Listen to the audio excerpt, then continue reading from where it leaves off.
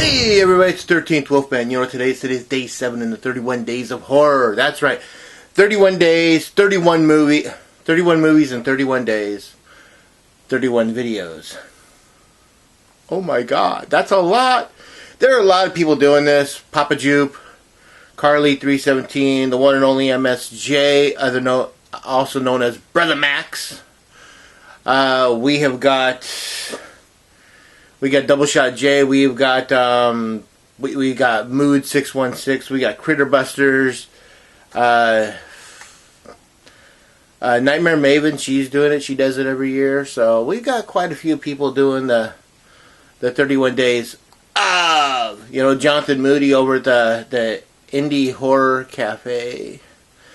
He started out pretty strong. He's had a couple of guests on his show, so check that out because he has people watch the movie with him.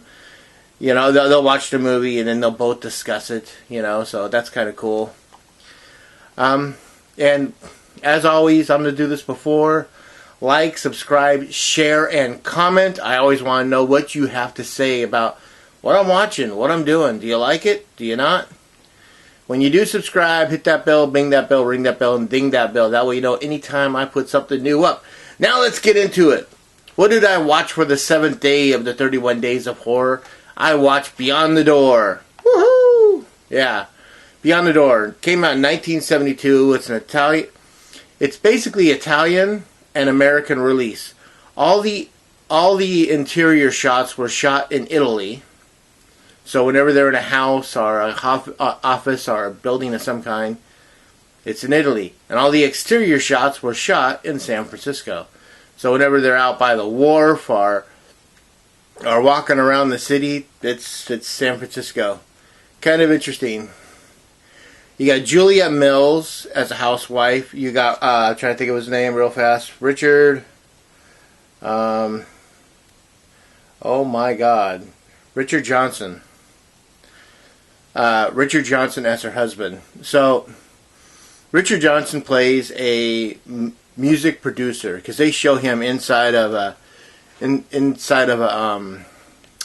recording studio, and this band is putting down their newest track, "Bargain with the Devil." And it's the sad thing is that his job is kind of interesting, but he treats people like crap, And I'll be honest, the music that they're making doesn't sound that. It's that early 1970s funk. I'm not talking Shaft funk. It's just generic funk. So, but the movie is the very beginning of the movie starts out with a naked girl on a pillar, basically, and another woman standing over her, and the woman that's in the white dress leaves.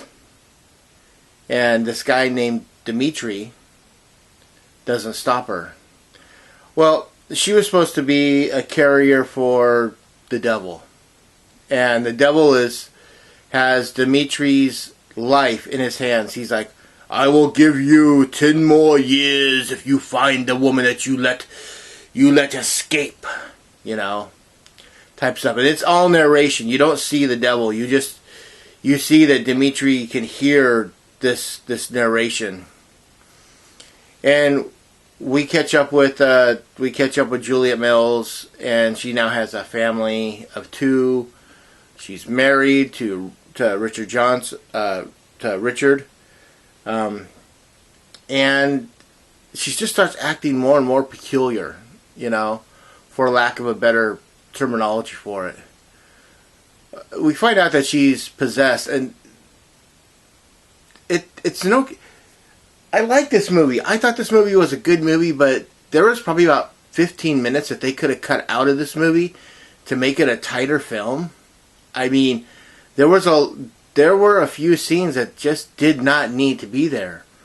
I liked it, but it was very slow. It comes in at an hour and 47 minutes long, which is kind of long for a horror movie. I mean, I know they're making horror movies longer nowadays, but still, you've got 3 acts in a horror movie. The introduction, the twist, and the ending, and that's pretty much it. So to have it draw out to an hour and 47 minutes, you better have those 3 acts tied up pretty well. And I don't feel that they were. I did like it. I think anyone that wants to see a nice... Because this really is a knockoff of The Exorcist. And this came out a year before it. So obviously someone read the book and just kind of like, hey, guess what? I have an idea. You know, it's not really my idea, but I have an idea. I'm going to, do what I can. And instead of it being, Reagan McNeil and a little girl, it's the wife. And, I mean, there's a lot of... The fact that the guy that... The guy's name is Dimitri, right? Father Karras' name in The Exorcist is Dimitri, and his mom calls him Dimi.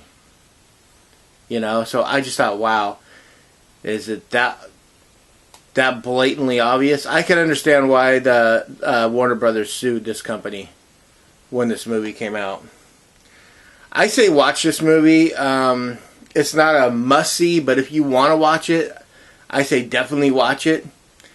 It's an interesting movie, and I mean, if you're into the whole possession cult type thing, which I love that. That's one of the big things I love in horror.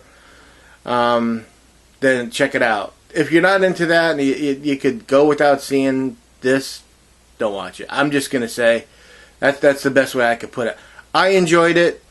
It was a little slow in parts, but there it is. With that being, I am the 13th Wolfman, and of course, I'm on the prowl.